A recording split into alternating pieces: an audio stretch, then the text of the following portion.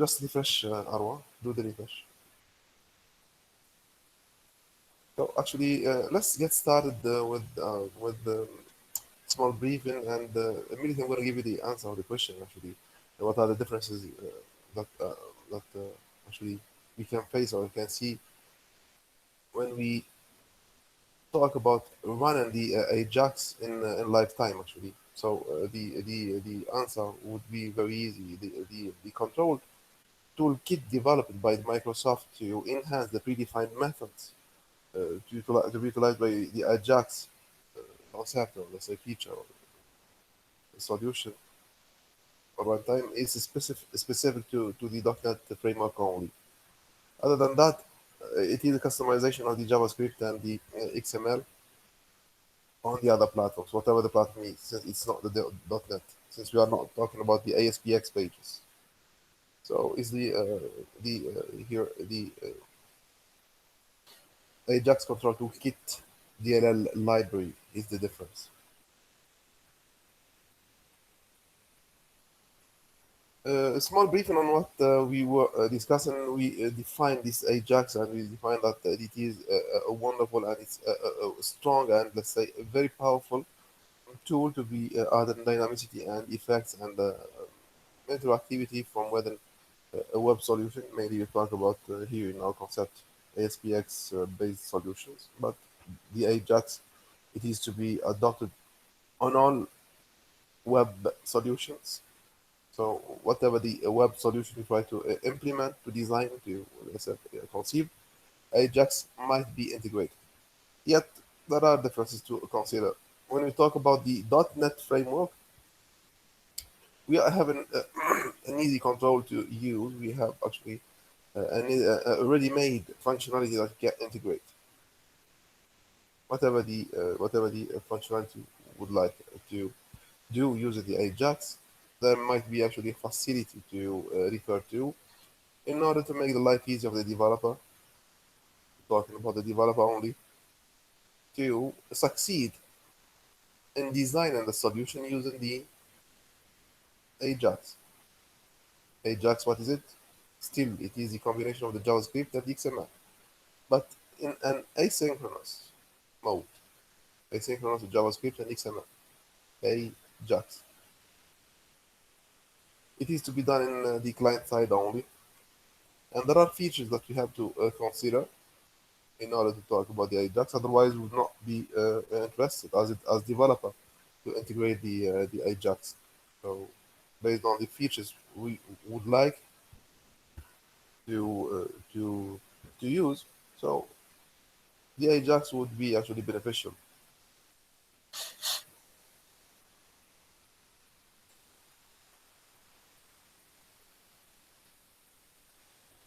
From the features, actually, here we summarize the live data binding, which is an activity to be done at runtime. When we talk about the binding, but in lifetime, in runtime, during the runtime.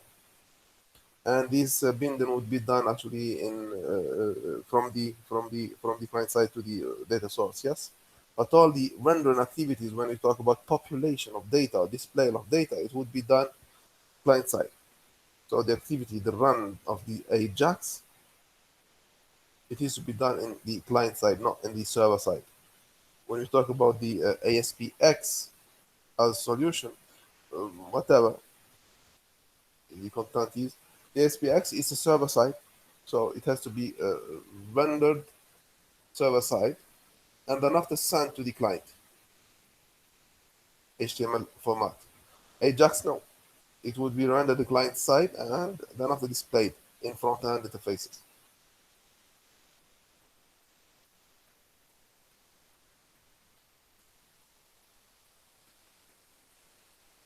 And the AJAX, actually, it can refer to instantiating objects.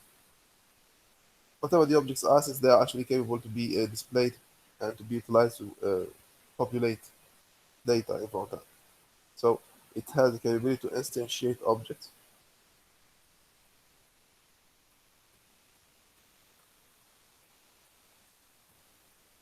The shape how the AJAX looks like and what are the components or the controls or the tools that we can manipulate with an interface using the AJAX, they are a concern of the pattern, how the AJAX looks like.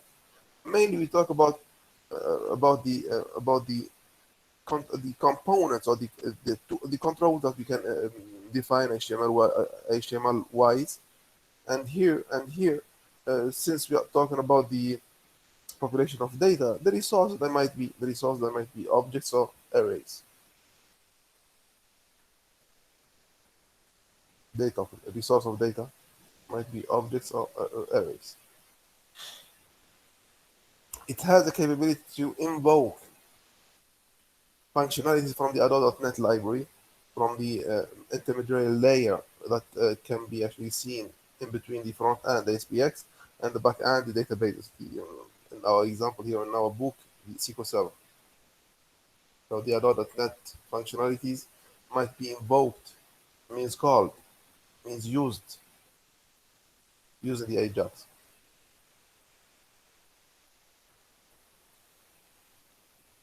It has the capability to manipulate data from within a data view. Yes. Whatever the data view is, we may talk about a list view or something else. So manipulation of the data from within a data view, yes, AJAX has the potential to do so. Means if we change or if we select or if we highlight, yes, a value in a control, there might be effects happening. So the event handler here is replaced with this control here. The event handler we know so far that we need to search for in order to accomplish the work of the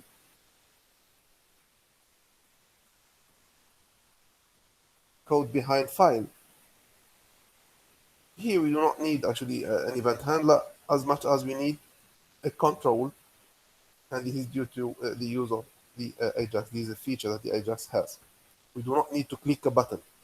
We do not need to reload the page, submit the value to have the effect.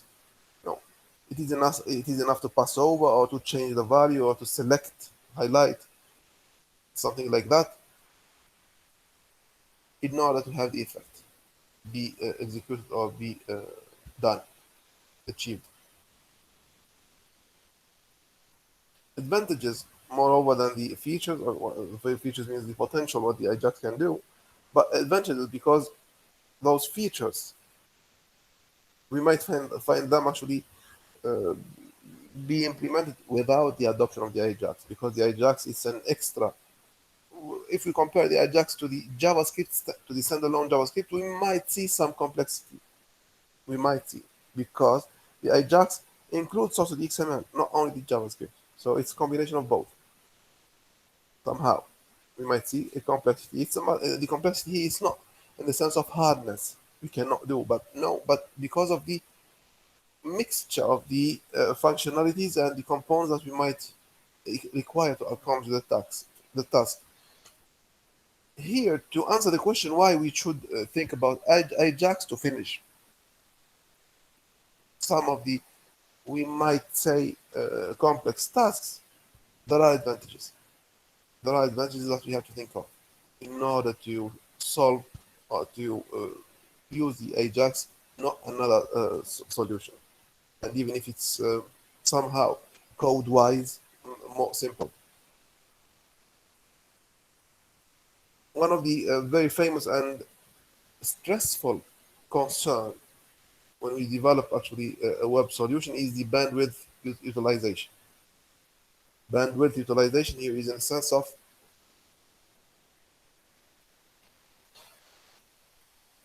the resources, how fast they are to be actually delivered, and how fast actually the system can reply to or respond to the requests per second.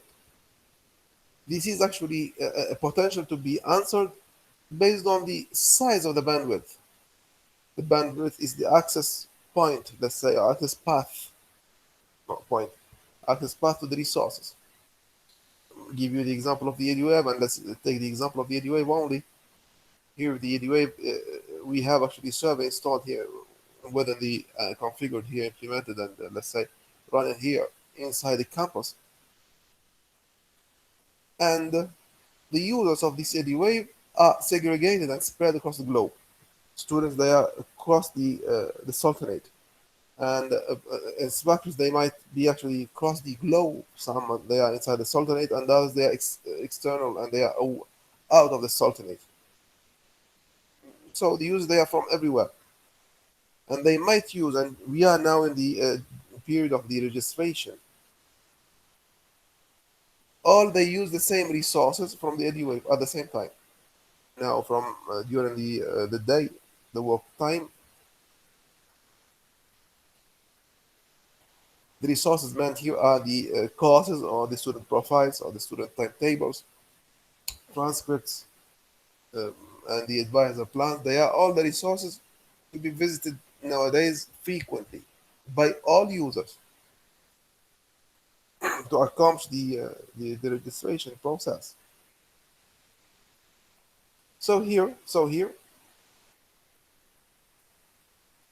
the bandwidth has to have the capability to pass all the requests and all the responses at the same time without delay and without failure.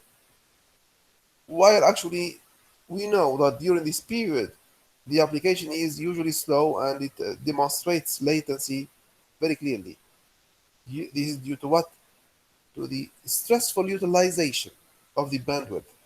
The stressful utilization of the bandwidth, because the bandwidth is occupied. So the application would, or the responses to the user's legitimate requests will show latency in response because the bandwidth is stressfully utilized.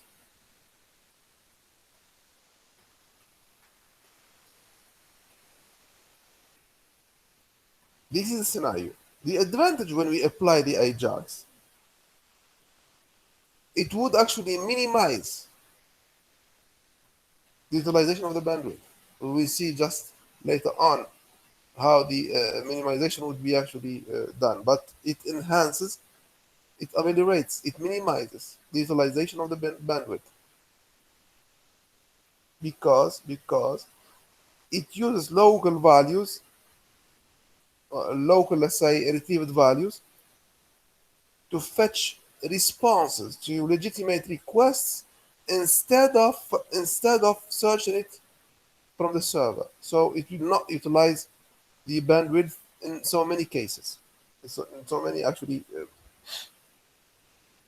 yes, cases. Good. And not only that, it would actually use the local saved values. Also, it will not submit the full page to pass a request to the server. It will not. It will pass only a partial part of the page. If we need to update a table, only that table would be passed to be populated.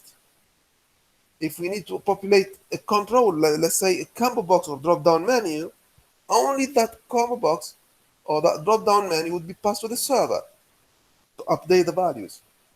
Only a partial part of the page would be passed to the server to update the value. So minimization also utilization of the bandwidth.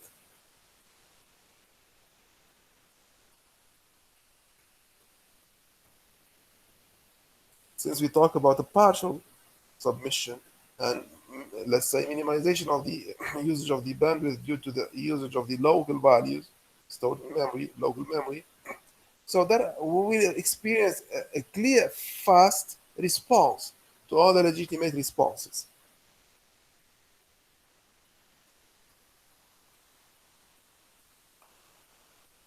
It is to add interactivity and to enhance the user experience by adding indicators. Indicators like the timers and the loading, let's say, indicators. Here we may say the progress indicators also. When you click a button or you click something, you'll be hinted with an indicator, either a circle to be load and just wait, or a progress bar. It is loading also, something like that. So these all in AJAX.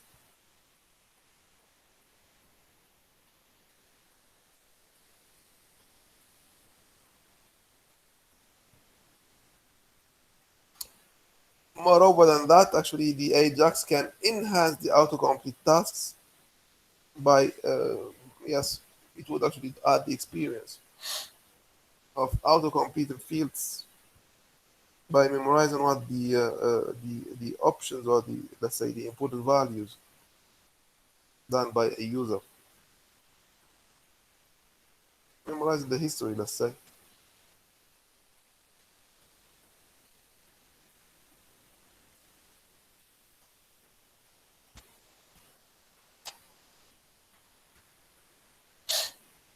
It is not all actually about the AJAX, because we might find some of the issues that we have to consider. Sorry, it's a concern of the developers. These advantages in plural. Actually, we need specific uh, considerations to tackle. Actually, one of the very famous considerations is that AJAX is on the user on the basis of the use of the JavaScript. Browsers that do not actually browse, which they do not actually support, or they block the use of the JavaScript. They would not support, actually they would not let the AJAX run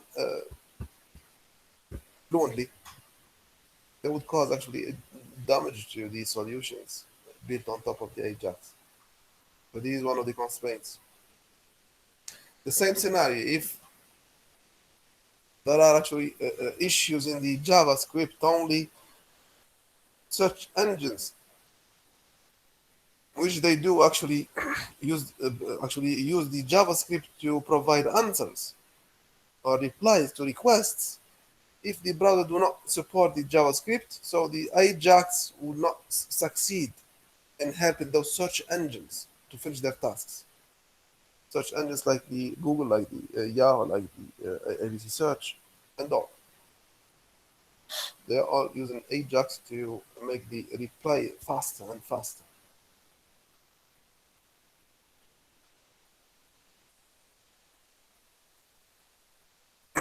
One of the other considerations that it is also a problematic view, and it is related to the security concern, which is the AJAX solution is clearly explored by the end users. Means any end user can explore the AJAX solution, and this is a problematic. This is a privacy, let's say, breakup. This is a security issue. Security issue, because the AJAX solution is in the client side, and it is clearly explorable by the end users.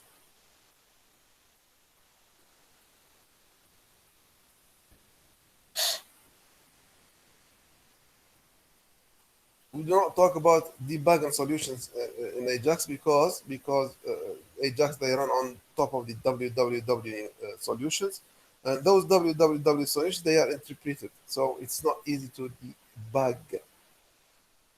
debug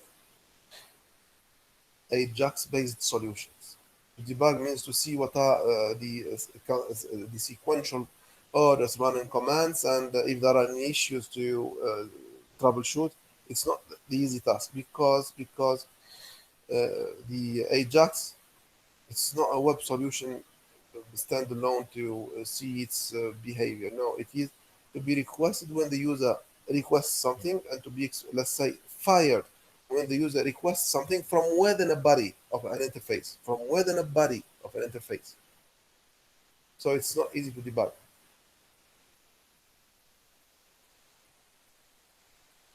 And since it reduces the let me come back to the advantages. It reduces the utilization of the bandwidth.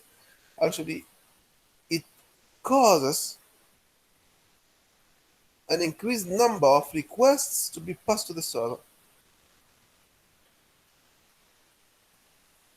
And requests from the front-end interface to the resource provider, not only to the server.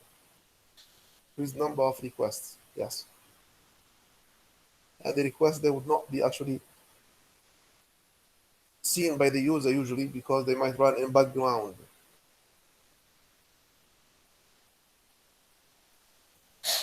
It is not trusted when we talk about the connectivity to the network because an issue that the network can provide, okay, let's say face, or let's say yes, can face, it influences the work of the AJAX by slowness, or even a miss, let's say, reply means we might find actually erroneous results when we talk about problematic view in when we talk about problematic view in network, coming from the network side. So any problematic view that comes from the network side.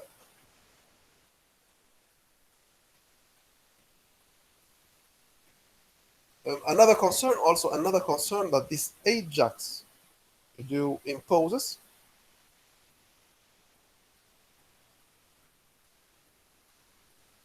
actually it's an issue.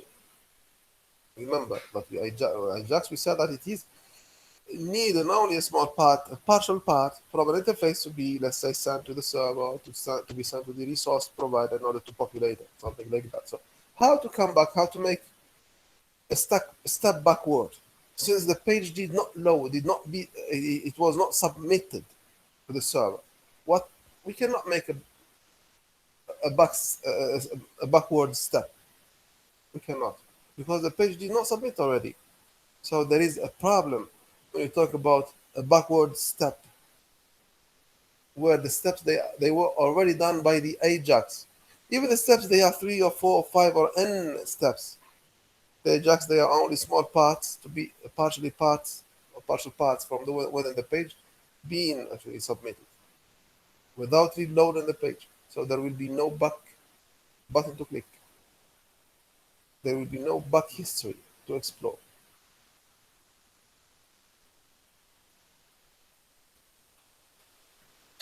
We actually clearly now presented the story of this AJAX. Any questions you can raise here? Any questions you can raise here?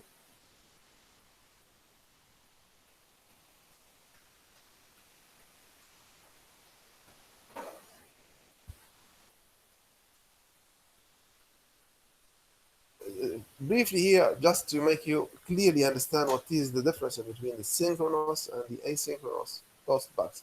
Postbacks, they are the submissions. Means we are going to submit a request to the server to, for example, we are going to register a new user using the synchronous or the asynchronous mode. What's the difference? When you talk about the synchronous, means a full page is going to be submitted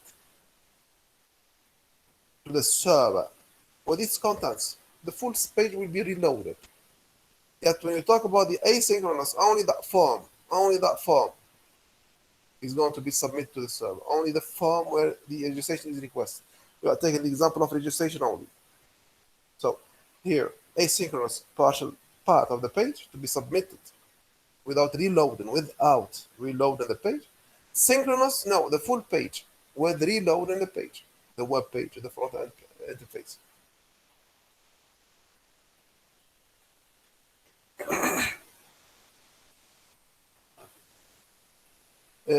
AJAX, we're running the AJAX on top of the .NET framework.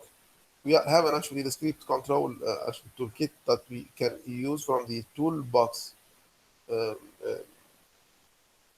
to enhance the experience and to make the use of the AJAX more fruitful.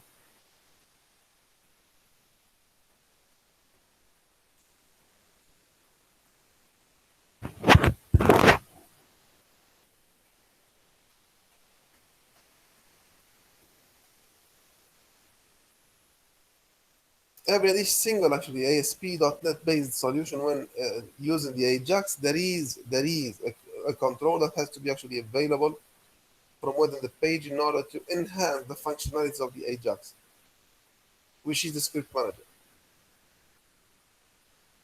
And the script manager is to be available one time only, once, on each ASP page that uses the AJAX.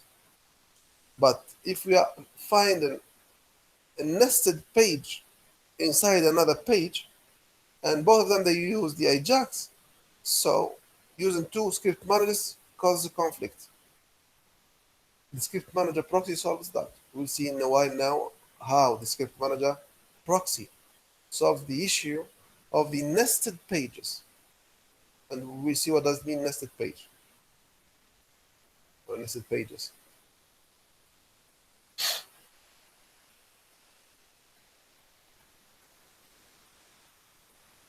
Controls actually they are actually related to the means actually the AJAX controls here, AJAX functionalities. They are related to the serves actually delivered by the page itself. Actually, updating a panel is one of the functionalities that the AJAX has to is supported. Update progress means just to indicate that there is something is happening. Just wait. Timer, the same thing. There is something is happening. Just wait. It's another way to demonstrate to show running the process execution, the execution process. Indicators. The script manager is a sort of a tool to be actually, let's say, dragged and dropped, put into placed inside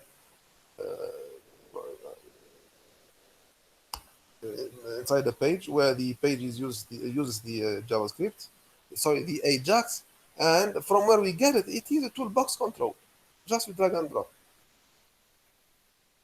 So the declaration of this script manager from within a page and the syntax, we see actually script manager available on a page. What will do? It will allow the functionalities of the JavaScript later on to be executed. It will help those AJAX functionalities to be understood and interpreted later on in the front end solution.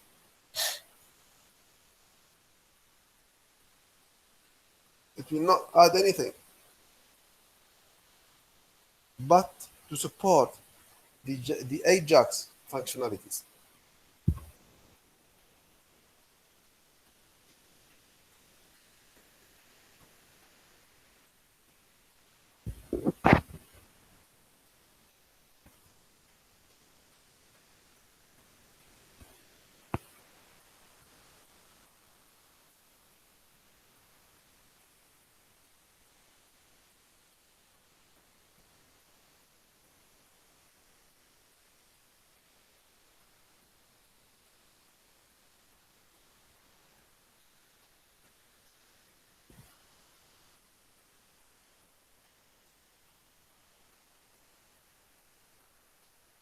Yes.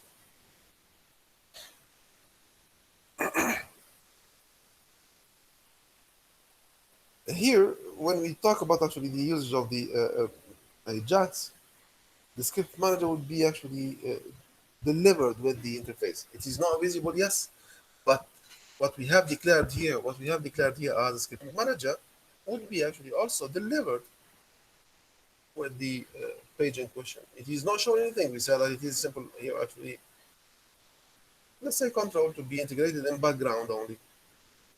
But it would be delivered because this is a sort of a library that enhances the functionalities AJAX functions do. It's sort of an extension to be added to the web browser, but related to the interfaces where those .NET AJAX functions do. Extension means something to be added to the browser, but here it's not related to the browser. It will run with the browser, yes, but only if this page is invoked or where this AJAX is running. So in this way, in this regard.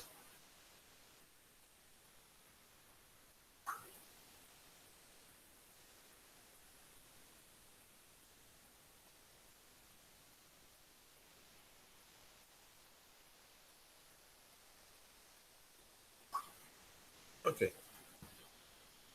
For the concern of the script manager here, for the concern of the of the script manager proxy,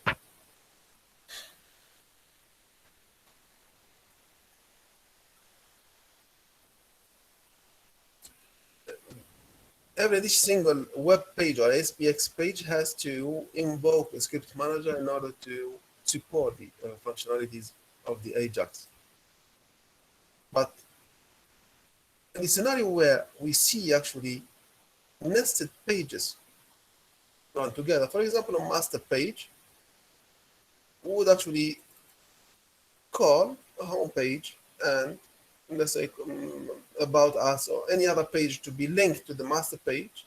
Master page uses AJAX solutions, so has to invoke the script manager. And the other page, actually, the inserted page or the needed page to be called from within the master page also uses the script manager. So master page with the script manager and the nested page is with another script manager. Will not actually cause a conflict, and the two script managers will not run together. We need only one. So what is the solution here? It is to be handled by calling the script manager proxy, not the script manager, from within the nested page. So the master page can use the script manager, and the internal pages or the invoked pages like the home or whatever, any other page to be linked to the master page, they might invoke the script manager proxy instead, because by itself it will run, but if it is invoked from the master page, so the script manager will not run. It will run the one from the master page only. It is a proxy only. So here content pages, they have to use the script manager proxy, not the master page. The master page will use the script manager, yes. Here.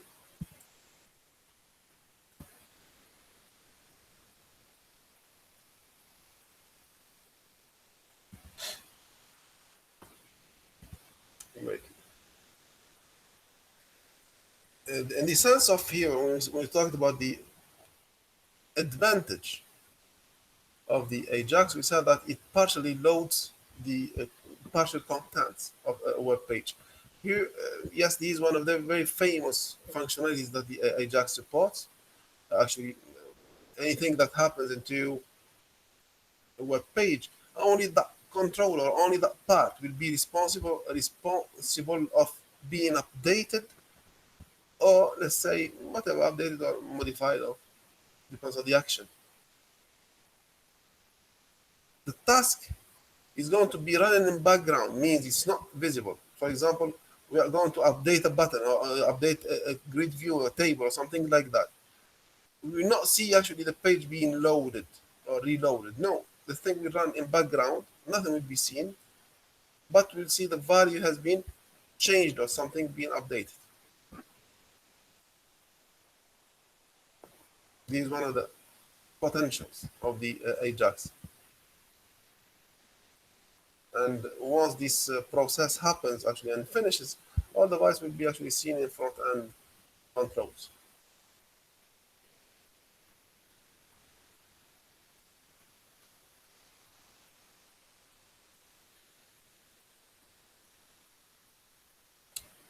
So actually, if you hear your name, just we'll actually we'll continue from here. If you hear your name, just say yes, please.